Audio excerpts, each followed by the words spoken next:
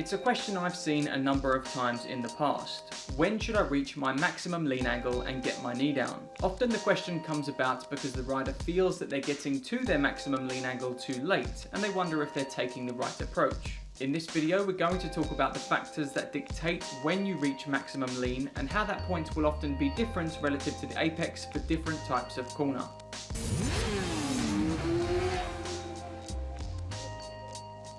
So what does dictate when you reach maximum lean angle? In order to better understand when we reach our maximum lean angle, first let's talk about things that dictate when you reach that point for a given corner. The first is your speed of steering. The faster you can steer the bike and lean it over into a corner, the earlier you're going to reach your maximum lean angle. Flick the bike over very quickly and it's possible to be leaned right over with your knee on the floor well before the apex. On the flip side to that, if you steer very slowly into that same corner, you'll be reaching your maximum lean angle closer to the apex, or depending on how slow you steered, it could even be past it. So as you can see, the rate at which you lean the bike over is going to have a big impact on how early you reach maximum lean relative to the apex. The next thing is your corner entry plan. Now this is essentially just another way of describing the previous point, because it's the approach you decide to take at corner entry that's going to dictate how early you reach maximum lean angle. If you're heading into a long and fast 90-degree corner, for instance, and you decide to steer late into that corner because you believe that's the best approach, it means you'll have to steer quicker to successfully hit your intended apex. And as a result of that, you're going to reach maximum lean angle early.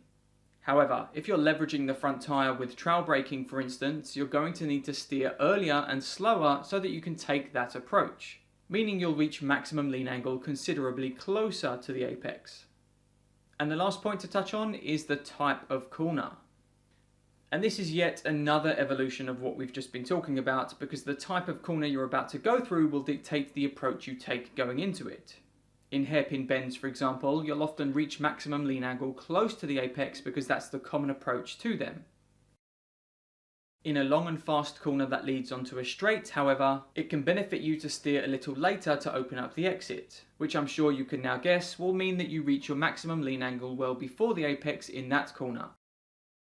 As should now be clear, the point at which you reach max lean is going to be different depending on the corner itself as well as your approach to it. Every corner is different, so the point you reach maximum lean relative to the apex is going to be different too. And once again, it comes back to the notion that we don't want to try and force a strict cornering approach for every situation.